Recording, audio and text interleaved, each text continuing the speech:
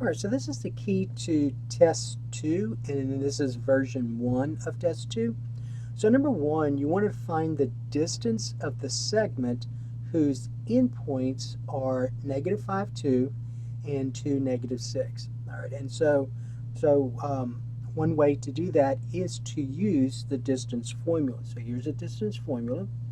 So the distance of a segment whose endpoints are given is the square root of, and then x2 minus x1, so you're going to subtract their x coordinates and you're going to square them. Then you're going to add that to, and you can do the same thing with the y coordinates. So y2 minus y1, and you're going to square that difference. All right, so that's the distance formula. What some students like to do is to label these points. So this is the first point, then we'll call negative 5 x sub 1, so that's the x coordinate of the first point, and then this will be the y coordinate of the first point, and then this is the second point, then we'll say x2, y2, and then we'll take that information and substitute into the formula. So the distance then becomes the square root of x2, so remember you have to show the work, so x2, which is 2, subtract x1, which is a negative 5, and I'm going to square that, plus, and then y2, which is negative 6, subtract y1, which is 2, and whatever that is, we're going to square that.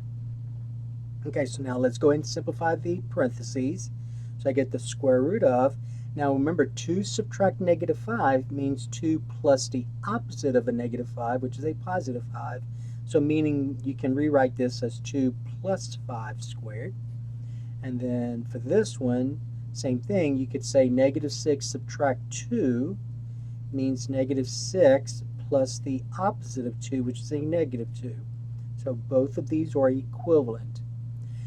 Then we know that 2 plus 5 is 7, so this becomes the square root of 7 squared, plus, and then negative 6 plus a negative 2 is a negative 8. Notice I'm putting negative 8 in parentheses, squared. And then simplifying that, we get 7 squared means 7 times 7, which is 49. And then negative 8 squared is negative 8 times itself, which is 64. Not negative 64, because remember, whenever you square a negative number, it's always positive. So whenever you square a negative number, it's always positive. And so therefore we get the square root of, and then 64, you use your calculator if you have to, 64 plus 49 is going to equal 113. All right, now, remember the direction says, if possible, simplify the radicals. All right, so you need to determine if you can simplify the square root of 113. All right, and so it turns out, remember that 113 is a prime number, all right, and the only perfect square that goes into 113 is 1. So this is it. So you cannot simplify the square root of 113. So the answer, so here's your work, and so the answer would be the square root of 113. All right. Number 2, you want to determine the slope of the line containing these 2 points. So the slope formula is, remember, rise over run. So rise over run, which we also wrote as, remember, the rise is the change in y coordinates, and the run is the change in x coordinates. So rise, think about the y-axis, and then the run, think about the x-axis. So the rise is a change in y coordinates, so y2 minus y1. Now, when finding the slope, the order matters though. So if I put y2 first, then I've got to put x2 first. It'll be x2 minus x1. So that's your slope, and then we're going to label these also. So this will be x1, y1, x2, y2. And then we'll take that information, substitute into the formula. So the slope of that line would be y2, which is 5, subtract y1, which is 6, divided by x2, which is negative 3, subtract x1, which is 2. And then 5 subtract 6 means 5 plus a negative 6, if you want to write it like that.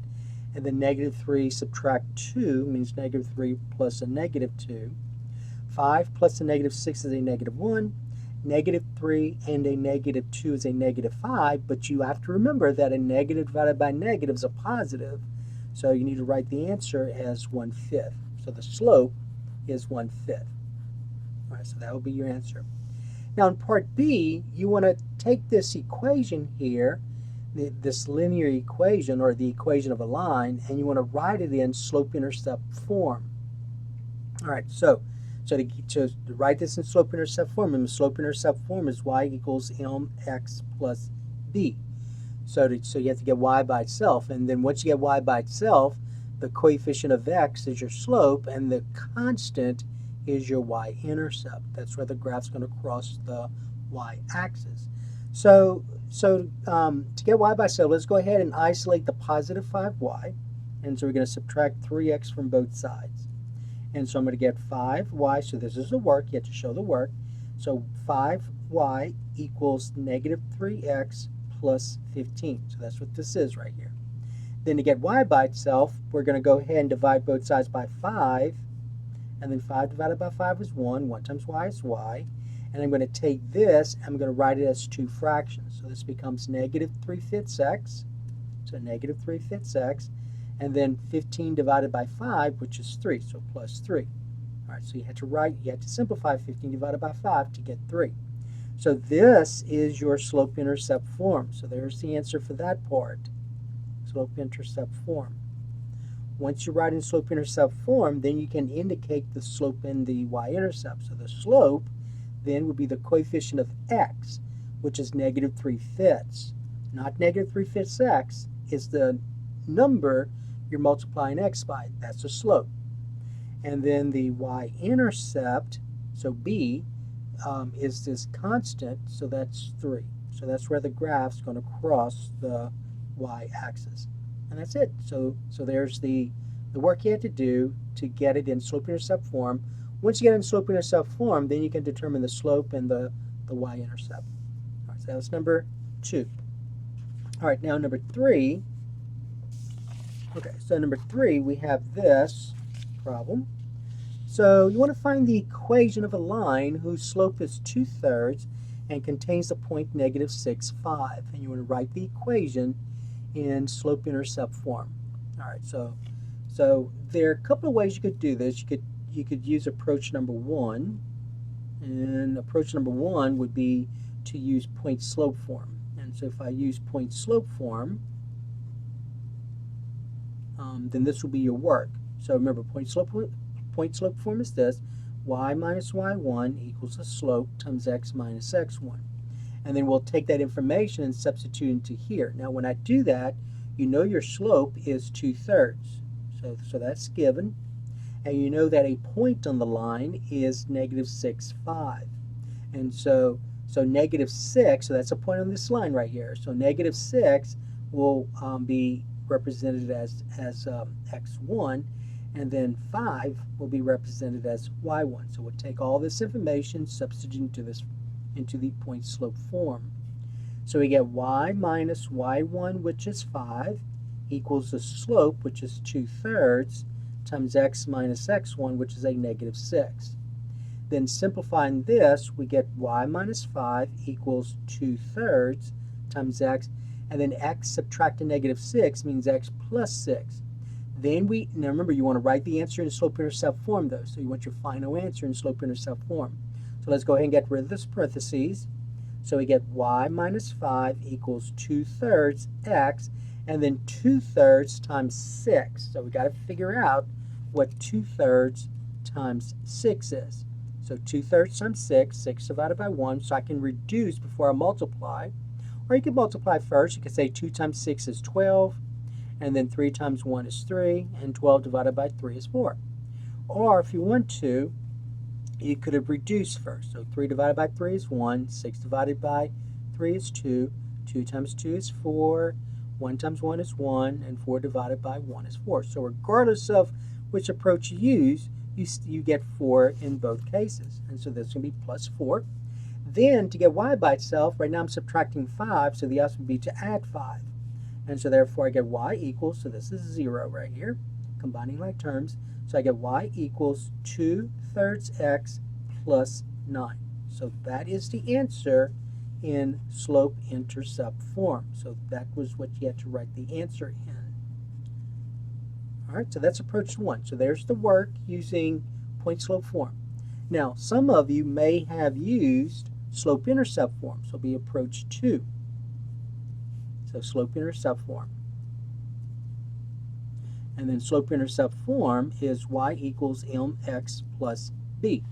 So remember, all we know is this. We know the slope is 2/3, and we know a point on the line is -6, 5.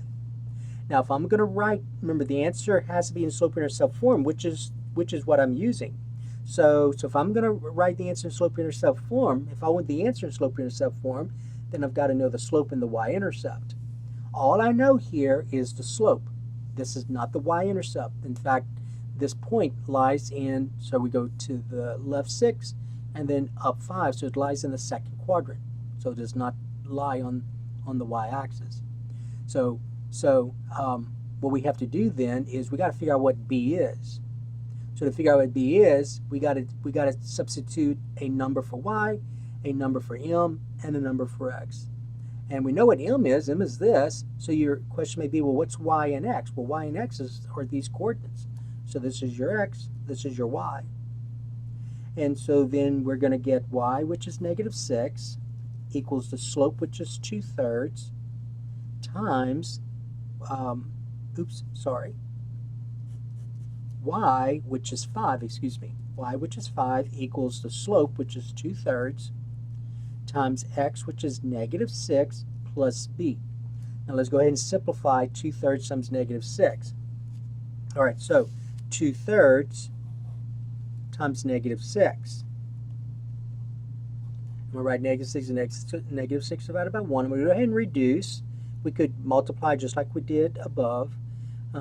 So 3 divided by 3 is 1. -6 divided by 3 is a -2. 2 times a -2 is a -4. 1 times 1 is 1. -4 divided by 1 is a -4. So there is your this product right here. So this becomes 5 equals -4 plus b. And then remember, we got to find the y-intercept. So now I'm going to go ahead and add 4 to both sides. -4 plus 4 is 0. So then 0 plus b is b. So I get b equals 5 plus 4, which is 9, which I knew it had to be 9 from approach number 1. So therefore, the answer, once you find the y-intercept, then you have your answer. So your answer, then, if you did it this way, you would say the answer, and you want the answer in slope-intercept form, so you're going to say y equals mx plus b. So the slope is 2/3, so it'll be 2/3 x, and then plus the y-intercept, which we just found, so it'll be plus 9. All right, and notice you get the same answer regardless of which approach you used. All right, so that was number 3. All right, number 4, you want to find the equation of the line containing the points -7, 4, and 5, -2. And you want to write the final answer in slope-intercept form. Okay, so if we go back and remind ourselves of the two approaches that you used, either you use approach 1 or approach 2, regardless of both approaches that you use, you had to know the slope. In both cases, you had to know the slope. Well, in this case, you don't know the slope. You just know 2 points on that line. So the first thing you have to do is step 1. You got to find the slope. So let's go ahead and find the slope. So regardless of which approach you use, you have to find the slope. All right, so the slope, remember, is y2 minus y1 divided by x2 minus x1. So it's a change in y divided by the change in x. So rise divided by run. And I'm going to go ahead and rewrite the points. So it's -7, 4, 5, -2. And then in place of x2, x1, y2, y1, I'm going to substitute these numbers. So let's call this one the first point to be x1, y1, and this is the second point, x2, y2. So therefore the slope equals y2, which is -2, subtract y1, which is 4, divided by x2, which is 5, subtract x1, which is negative 7. So this becomes negative 2 plus a negative 4 divided by 5 plus a positive 7. So all I'm doing is changing subtraction to addition. So negative 2 plus the opposite of 4, negative 4. 5 plus the opposite of negative 7, positive 7. Negative 2 plus a negative 4 is a negative 6. 5 plus 7 is going to be, what's that, 12? All right. And then reducing, this becomes negative 1/2. All right, so there's the slope. So you found the slope to be negative 1/2. Okay, now we have to find the equation with line. So that's where approach 1 comes in and approach 2. So approach 1. So we can use point slope form. Y minus y1 equals the slope times x minus x1. All right, so now notice I'm given 2 points. It does not matter which point you use in either approach. Okay, it does not matter. When you write the answer in slope-intercept form, both answers will be the same. So I'm just going to go ahead and use the first point here. So I'm going to use this point right here. So let me go ahead and write negative 7, 4. All right, so this will be x1, this will be y1. All right, so I get y minus y1, which is 4, equals the slope, which we found to be negative 1/2, times x minus x1, which is negative 7. Simplifying this, I get y minus 4 equals negative 1/2. Now I'm going to go ahead, well, negative 1/2 times x. Now remember, x subtract negative 7 means x plus the opposite of 7, so that's x plus 7. Then, remember, we want to get y by itself, so I'm going to go ahead and distribute. I'm going to end up with fractions here, but that's okay. We know how to deal with fractions. So y minus 4 equals negative 1/2 times x is a negative 1/2 x. Negative 1/2 times 7, so remember, negative 1/2 times 7. So negative 1/2 times 7 divided by 1. I cannot reduce. I'm going to multiply the numerators. So negative 1 times 7 is a negative 7. 2 times 1 is 2. So I got negative 7/2. So it'll be minus 7/2. Then to get y by itself, I'm going to add 4 to both sides, just like this. And then negative 4 plus 4 is 0. So I get y equals. Now, you have access to a calculator. So if you want to, right here, because you got to combine these terms right here, these constants. So you could say, let me go ahead and get the glare out of the way. So you could say negative 7 divided by 2 plus 4, right? Plus 4 equal. So I get this, well, obviously you know what this is. Hopefully you know what 0.5 is, or 5/10. 5/10 reduced is 1/2, right? So you know right away that this is 1/2. So right away you could say, well, that's going to be negative 1/2 x plus 1/2. And there's your answer. Now, some of you, hopefully you did, but if you didn't, then remember all you have to do is change this to a fraction. So you're going to say second, and then right above P or B, we've talked about this before. You can't see it here, but you'll see F and then 2 arrows, F to D right here. So fraction, decimal, decimal to fraction. So when I press this P or B, you see this, then press equal, and you get 1/2. All right? Now, I just want to remind you, though, that even if you did not have a calculator, you could have figured that out yourself. So negative 7/2 plus 4 divided by 1. So you're going to find the least common denominator. The least common denominator of 2 and 1 is 2. So you're going to write 2 fractions with denominator 2. Now, negative 7/2 is equivalent to itself, right? So this is 2, this is 2, so the numerators have to be the same. Now, right here, I want to rewrite 4 to an equivalent fraction where 2 is a denominator. So you're asking 4 is the same as what number divided by 2? Well, in your mind, you know it's 8, right? Because 8 divided by 2 is 4. But some of you may want to actually multiply 1 by a number to get 2. Well, 1 times 2 is 2. But remember, what you do to the denominator, you have to do to the numerator. So 4 times 2 is 8. All right. And so that's how some of you got 8 divided by 2. And now, since your denominators are the same, you're just going to add the numerators. Negative 7 plus 8 is a positive 1. And then your denominator is 2. So you get 1/2. All right, so that is approach 1. Now approach 2, which some of you probably used, that's where you use y equals the slope-intercept form, y equals mx plus b. So remember, you want the final answer written as slope-intercept form, so you got to know the slope and the y-intercept. You know the slope from this work here, and to find the y-intercept, you have to know x and y, meaning you have to know a point on that line. So there are 2 points of the line. It does not matter which one you use. We could use the same one here, or you could use the other one. Let's go ahead and use the other one this time. 5, -2. So this will be your x, and this will be your y. All right, and you know the slope to be -1/2. So I get y, which is -2, equals the slope, which is -1/2, times x, which is 5, plus b. All right, now -1/2 times 5 is a -5/2. So the -2 equals -5/2 plus b. And to get b by itself, right now you're adding a -5/2. So what we're going to do is add a +5/2 to both sides, just like this. And then combining like terms, -5/2 plus 5/2 is 0. 0 plus b is b. And then use your calculator, just like we did the previous one, right? So you're going to say -2 plus 5 divided by 2. And notice you get 5/10, which reduced is 1/2. So b is 1/2. And now your answer, remember you have to write this in slope-intercept form. So you're going to have y equals the slope, which we found to be -1/2, times x, plus the y-intercept, which is a +1/2. All right, so regardless of which approach you use, you get the same answer, right? Now, in this problem, though, you had to find the slope. All right, so that was number 4. Okay, number 5.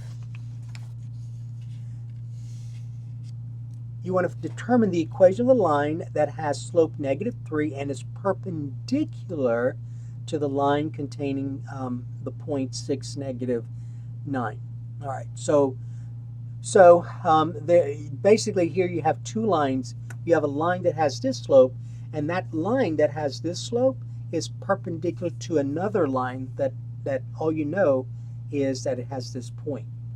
All right, so you want to find the equation of the line that has slope -3 and is perpendicular to the line that contains this that point.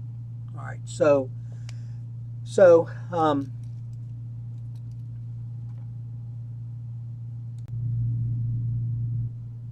right, so let's look at number 5 again. So number 5, you want to determine the equation of a line that contains the point 6, -9 and is perpendicular to another line whose slope is -3. So if I want to find the equation of this line right here, remember, to find the equation of a line, I need to know the slope. I know a point on that line. I just don't know the slope of this line, but I do know it is perpendicular to the other line whose slope is -3. All right, so we know that perpendicular lines have slopes that are negative reciprocals of each other. So if the slope of that second line right here is -3, then the slope of the line I'm interested in is going to be the negative reciprocal of this. So the negative reciprocal of 3 would be 1/3. So the slope of that line that I'm interested in is 1/3.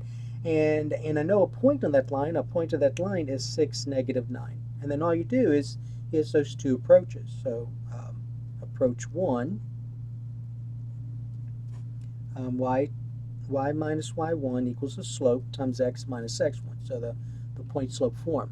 So this is your x1, this is your y1. So I get y minus y1, which is -9, equals the slope, which is 1/3, times x minus x1, which is 6.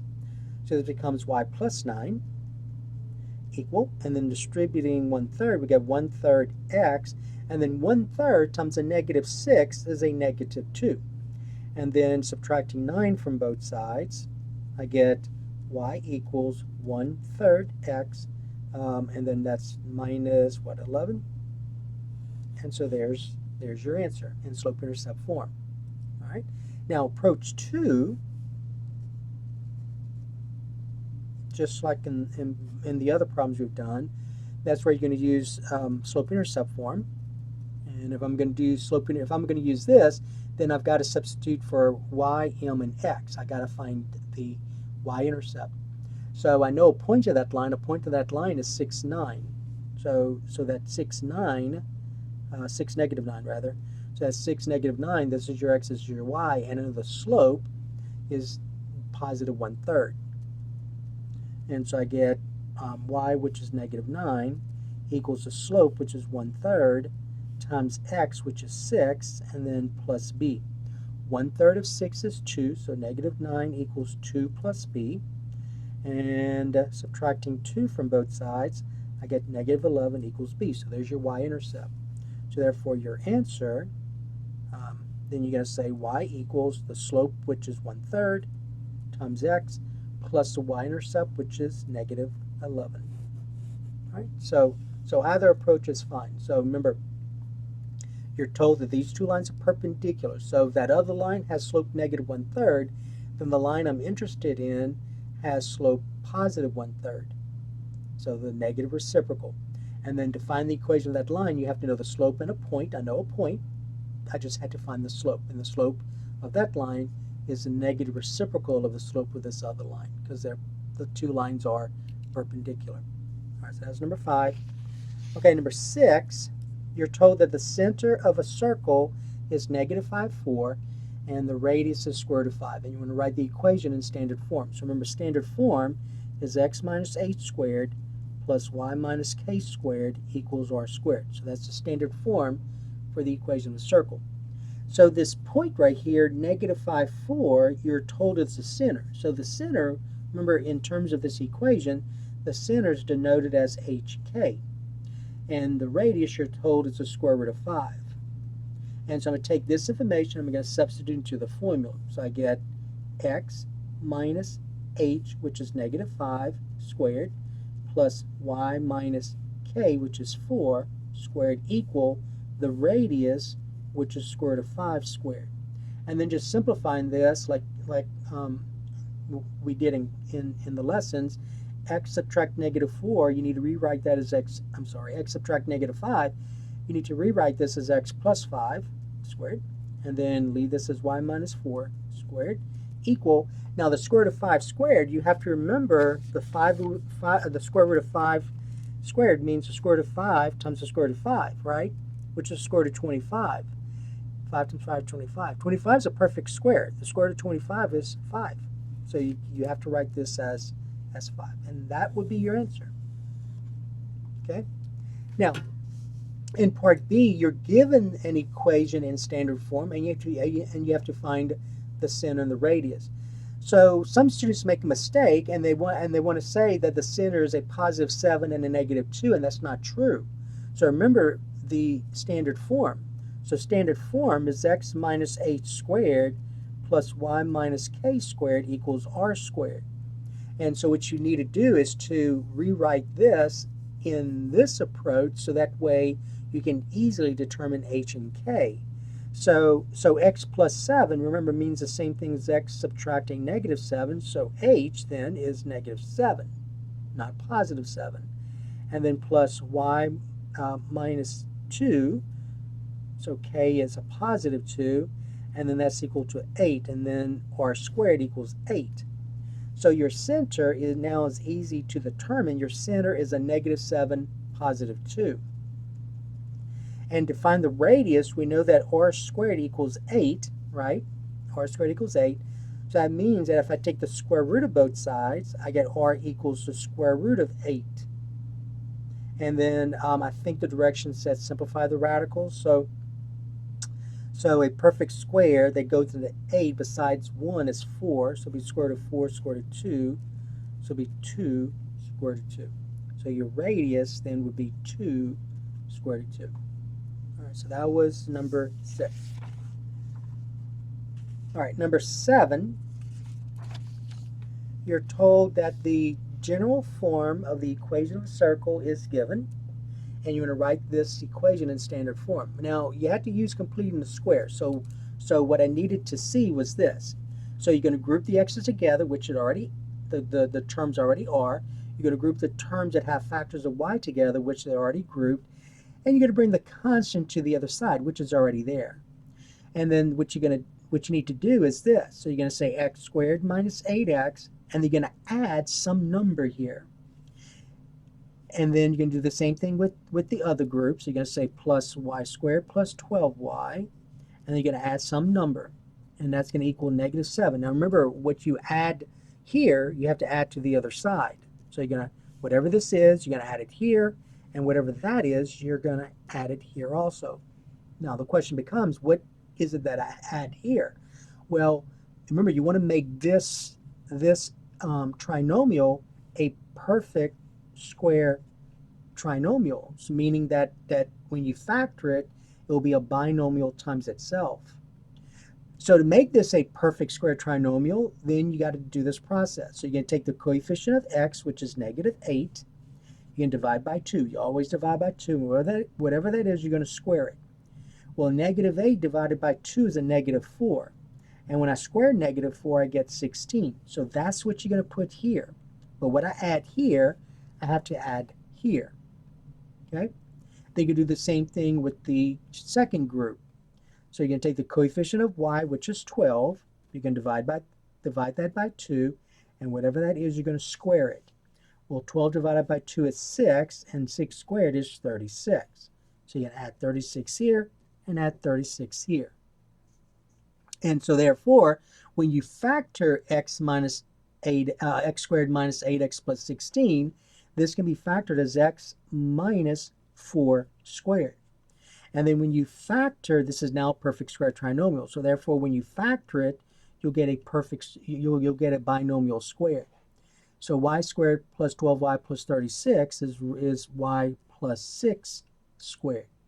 And then equal, and then you have negative 7 plus 16, let's see, negative 7 plus 16 plus 36 is 45.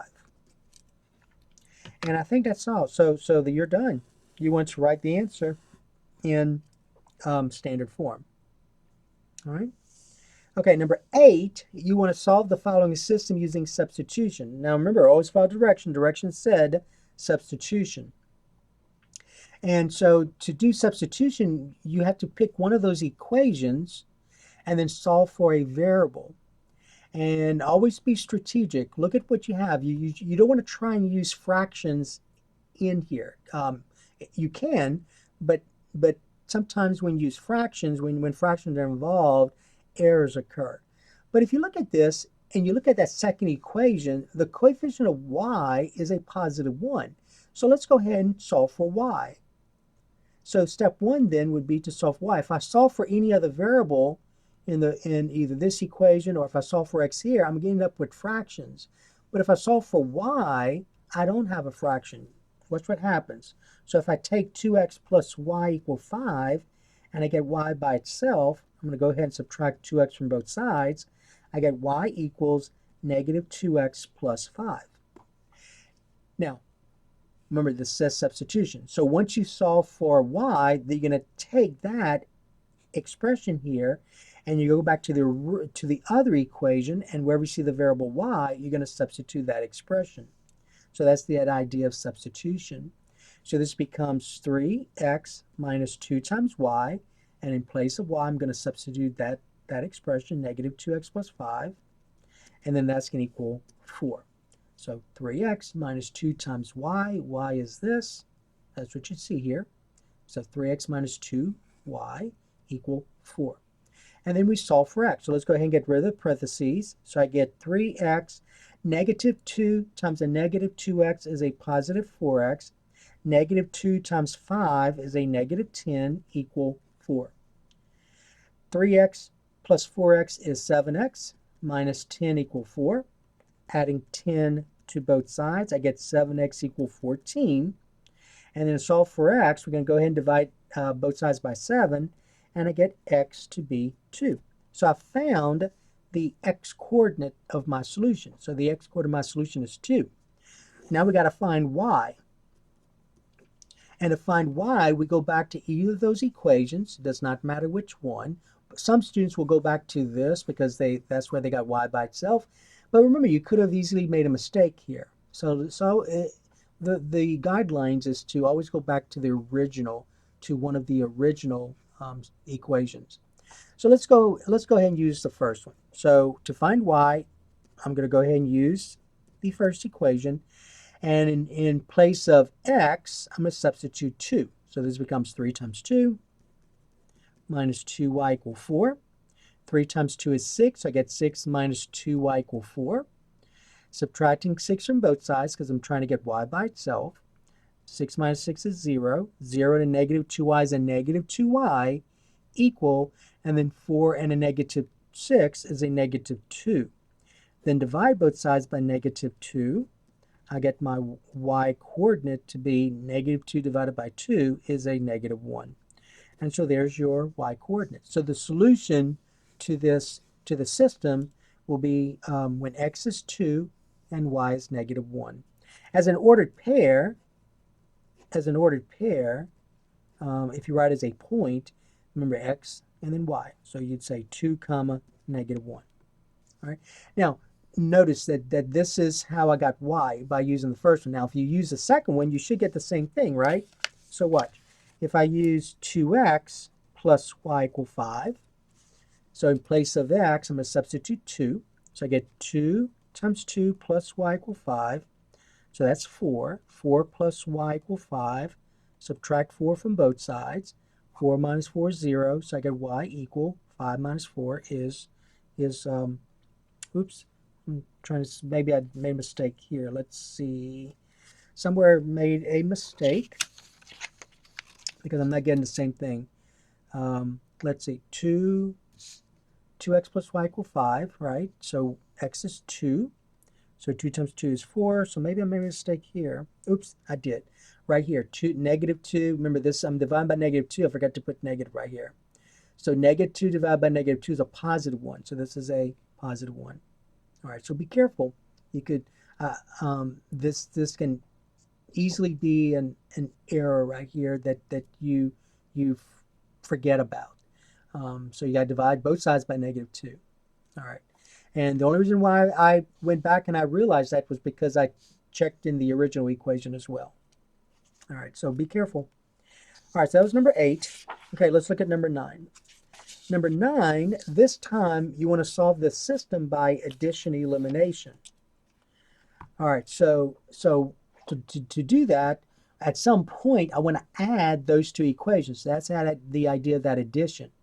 And in order to, if I use addition, when I add, what I want to happen is either the x terms to add up to be 0 or the y terms to be added to 0. And in order for that to happen, the coefficients in either the x or the y have to be opposites. Okay? Okay, so that's the idea of elimination. Now, in order to do that, I've got to figure out, remember, we have to get either the coefficient of x's to be opposites or the coefficient of y's to be opposites. It does not matter. So let's go ahead, and I'm going to choose just one approach here. I'm just going to go ahead and say, let's go ahead and eliminate the x's, the x terms. And the reason I want to do that is because one's already negative, one's already positive, and that's why. And all I need to do is to figure out what number do I need to multiply negative 2 by, and what number do I need to multiply 3 by, so that way the numbers that eventually appear are opposites. And so that's where that least common multiple comes in. What is the smallest number that negative 2 and 3 go into? So that you remember the idea of that least common denominator, but these are not fractions. So think about least common multiple. So the smallest number that negative 2 and 3 go into is 6. So I need this to be a negative 6 and this to be a positive 6. And then when I add them up, I get 0. All right, so let's go ahead and rewrite this over. So I get negative 2x plus 3y equal negative 12. And then 3x plus 4y equal 1. So I'm going to multiply. So remember, I want this to be a negative 6. So negative 2 times 3 is a negative 6. So I got to multiply both sides, though. So all of these terms and this one on the other side as well. So times 3 times 3. And then over here, I'm going to multiply the left-hand side. 3 times 2 is 6. But what I do to the left, I have to do to the right to keep the equation balanced. Now we're going to go ahead and get rid of the parentheses using the distributive property. 3 times negative 2x is a negative 6x. 3 times 3y is 9y. The second, and that's going to equal negative 12 times 3, which is a negative 36. Second equation, 2 times 3x is 6x. 2 times 4y is 8y, equal, and then 2. All right. Now, notice those are opposites. So now I can add those. And when I add those, this is 0. And then 9y plus 8y is 17y, equal. And then negative 36 plus 2 is a negative 34. Dividing both sides by 17, and then simplifying, I get y to be negative 34 divided by 17 is a negative 2. So I found the y-coordinate of my solution. Now I've got to solve for x. So just like the previous problem, we're going to go back to either one of those equations. It's not matter. I'm going to use that second equation. So I'm going to use 3x plus 4y equal 1. So I got to solve for x. So I know y is negative 2, so in place of y, I'm going to substitute negative 2. So I get 3x plus 4 times negative 2 equal 1. So that's 3x equal 4 times negative 2, 4x plus 4 times negative 2 is a negative 8, right? Equal 1. And then some students have a little trouble when written like this. So 3x plus a negative 8 means 3x minus 8. Now I'm going to add 8 to both sides. So I get 3x equal 1 plus 8 is 9. This is 0. And then dividing both sides by 3, I get x to be 9 divided by 3, which is 3. So there's your x-coordinate. There's your y-coordinate. As an ordered pair, so as a point, the solution will be written as xy, so that will be 3, negative 2. All right, so that was number 9. Okay, number 10, you're given this function, this quadratic function, 3x squared minus 5x minus 2, and in part A, you want to find f of 2. So to find f of 2, you're going to go to your function f, and where we see the variable x, you're going to substitute 2. So I see that written twice. So this becomes 3 times 2 squared minus 5 times 2 minus 2.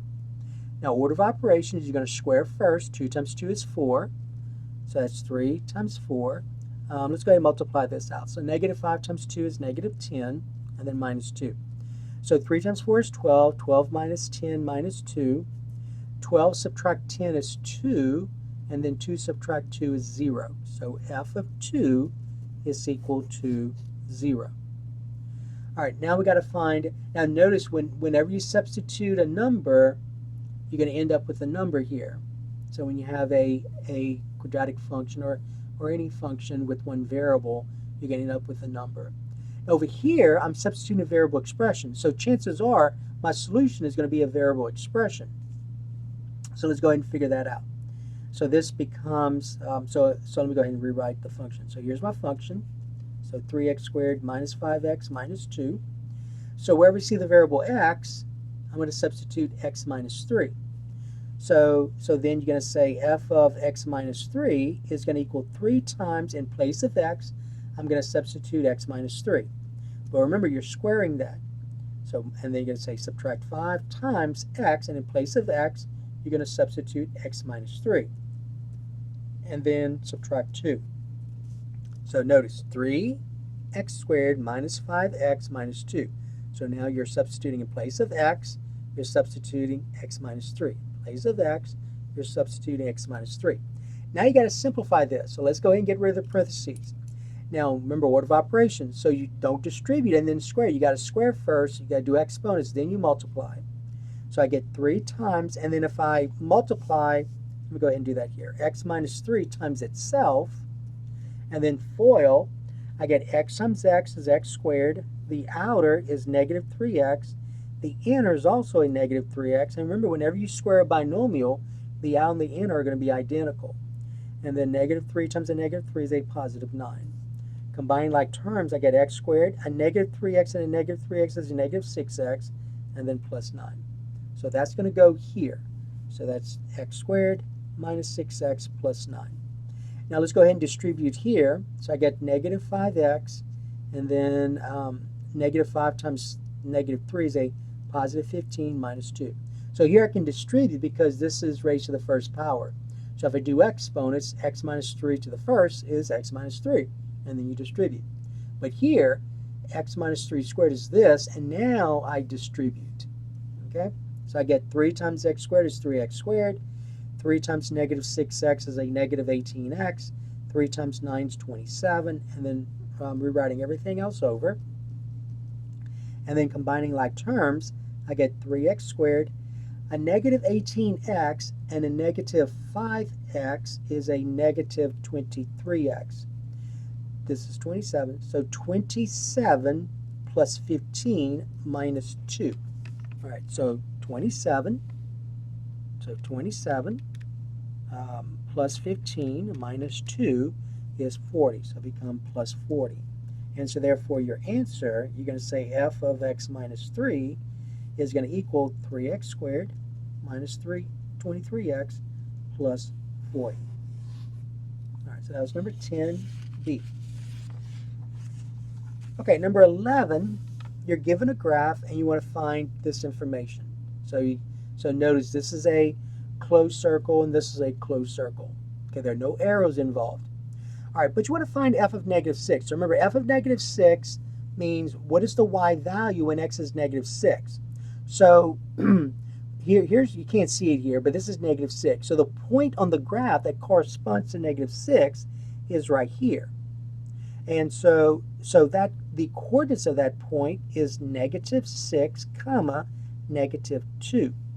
So then to answer that question, remember f of negative 6 means what is the y value, here's my y, when x is negative 6. So the answer is negative 2. There's your answer. So you have to have negative 2. Don't say, some students for some reason want to say this. They want to say f of negative 6 is negative 6, negative 2. That's incorrect. F of negative 6 means you want to find the y value. So you got to list the y value only. So the y value is negative 2. All right, so be careful with your notation. And then f of 8 means what's the y value when x is 8. So here's on the x-axis 8. The point corresponding to that is this, with that closed circle. So if you label the coordinates, that's 8, 6. That's a 6. So 8, 6. So here's your x, here's your y. So what's the y value? So you want the y value here. So when x is 8, what's the y value? Well, when x is 8, my y value is 6. So 6 is your answer. All right, now the domain. So remember, you want to find the domain. And so remember, the domain is a set of x coordinates. So you're going to go from left to right on the x-axis. Now there are no arrows here, no arrows at all. So you're not going to use infinity or negative infinity in either case, the domain or the range. But when and both these are closed, keep in mind that they're both closed. So when I go from left to right, I start touching the graph when x, remember, domain is set of x's, set of x coordinates that's on this graph. So my smallest x coordinate is the x coordinate here, which is negative 8. So since that's a closed circle, that means negative 8 is in the domain. So notice the bracket. So I'm going from negative 8, and all these real numbers along the x-axis is going to be a point, is going to be associated with a point on the graph. So I'm going from negative 8 all the way, and then I'm going to stop here, which has x coordinate positive 8. And since that's a closed circle, I'm going to use a bracket for that one. Okay? Now the range is a set of y coordinates, so you're going to go bottom up. And notice when I start from bottom up on the y-axis, this is where I start touching the graph. That y coordinate here, that y coordinate is negative 4. So that's negative 4. So and that's a closed circle, so you're going to say bracket negative 4. And then your y, all these y values here from negative 4 all the way to, and this is where it stops, and that y coordinate here is a positive 6. So the y coordinate here is a positive 6 all the way to 6. So any real number from negative 4 to 6 any real number from -4 to 6 will be associated in the range will be associated with a point on the graph. All right. Now, in number 12, you're given this function, and all you want to do is determine the intervals where the function is increasing and determine the intervals where the function is decreasing. All right, to do that, you're going to read the graph from left to right. Now the intervals where the function is increasing and decreasing means you got to look at your y values. So notice when I go from left to right, the y values here are decreasing, right? Notice this is decreasing. So my y values are decreasing. They're getting smaller. And at this point here, at that point, I'm going to go ahead and do this right here. At that point, my y values start increasing. So they're decreasing here, and they're increasing. And then at some point, notice they're starting to decrease again. So this is where they start decreasing again. So decrease, increase, decrease. The intervals you put, though, have to be associated with the domain. So notice it is decreasing. My y values are decreasing when x goes from negative. See these arrows? So when x goes from -infinity, and see the arrows, keeps on going, right? All right, so these are arrows this time. So you're going from -infinity all the way to this x value right here, which is -1. So that's where it's decreasing. So it would be decreasing from -infinity to -1.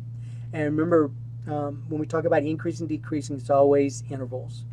When we talk about domain and range, that's where it could be a bracket or a parentheses. All right, and then all of a sudden, it increases. So it's increasing from the x value -1 all the way to the x value +1. So you're going to say -1, +1. And then it's all of a sudden it's decreasing, and it's decreasing from 1 all the way, and it just keeps on going, right? See this right here? It just keeps on going all the way to +infinity. So be union 1 to +infinity. And so that is, so you have one interval that's increasing, and you have two intervals that's decreasing. Okay, number 13. You want to find the difference quotient for this function. All right, so the difference quotient is f of x plus h minus f of x all divided by h.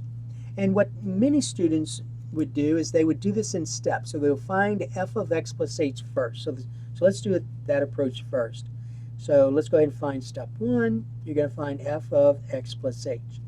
And so to find f of x plus h, you're going to go to your function, and wherever we see the variable x, you're going to substitute x plus h. So this becomes 4 times x plus h squared minus 6 times x plus h, and then plus 1. And they're going to simplify this. So let's think about what x plus h squared means. Well, x plus h squared means x plus h times itself. So let's go ahead and use a FOIL method. So x times x is x squared. The outer x times h is xh. The inner h times x is also xh. And then the last h times h is h squared. Combining like terms, this becomes x squared plus 2xh plus h squared. So that trinomial is just this. Okay, so this becomes 4 times x squared plus 2xh plus h squared. Then we go ahead and distribute the -6. It'll be minus 6x minus 6h plus 1. Now we can go ahead and distribute the 4 here. And when I do that, I'm going to get 4x squared. 4 times 2xh is 8xh. 4 times h squared is 4h squared. And then minus 6x minus 6h plus 1. So that's your step 1. So in step 1, we found this first. Now step 2 is you're going to find the numerator. So step 2 is determining what that numerator is. Well, we already found step 1. We already found f of x plus h. So step 2 is to find f of x plus h minus f of x. All right, so we already found f of x plus h. That's this. So you're going to say 4x squared plus 8xh plus 4h squared minus 6x minus 6h plus 1. Then you're going to subtract all, notice I put this in parentheses, you're going to subtract f of x. Well, f of x is this trinomial, this function. So it'll be 4x squared minus 6x plus 1. Now go ahead and get rid of the parentheses by adding the opposite. Subtraction means adding the opposite. Or you could distribute a negative 1, does not matter. This becomes 4x squared plus 8xh plus 4h squared minus 6x minus 6h plus 1, and then this becomes negative 4x squared. The opposite of a negative 6x is a positive 6x, and the opposite of a positive 1 is a negative 1. Now remember, at this point, when you combine like terms, and by the way, no terms could be combined here, so that's why we didn't do anything there. But here, there are like terms. So remember, when you're given the polynomial, what happens is that every term that doesn't have a factor of h, you see like you don't see an h here, then its opposite better be somewhere else. So they cancel out. So 4x squared, negative 4x squared, 0. This has a factor of h. This has two factors of h. This does not. So negative 6x plus 6x. That's 0. This has a factor of h. This does not. Positive 1, negative 1. That's 0. So what you're left with is 8xh plus 4h squared minus 6h. So that's your step 2. Now before we go to step 3, what you may want to do is notice that all three terms have a factor of h. Now the GCF is actually what, 2h, but let's not factor out the 2. Let's just factor out the h. So this becomes h times 8x plus 4h minus 6. All right, now step 3 is now where you can divide by h. So you found the numerator. The numerator is this step 2. So step 3 then is to find the difference quotient now. You have enough information to do that.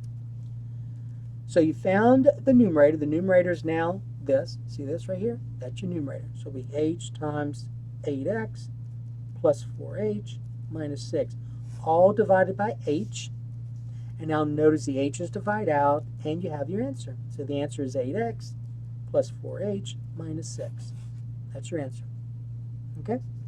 So that's doing it by steps. Now some of you probably did this, and if you the other approach, and if you do the other approach, then just make sure all your steps are mathematically correct. All right, so I'm going to rewrite this over. So here's a difference quotient, f of x plus h minus f of x, all divided by h. So what some of you did was you actually didn't do it in these steps. You did not say step 1, step 2, step 3. You just went ahead and you went directly to this. All right, so if you do that, you're going to say this. So you're going to say 4 times, and wherever you see the variable x, you're going to substitute x plus h.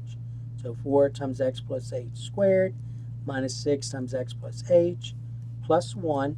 Then you're going to subtract f of x. So you're going to put all that in parentheses, 4x squared minus 6x plus 1. All of that, you have to show it, is being divided by h. Then you're going to simplify all these parentheses.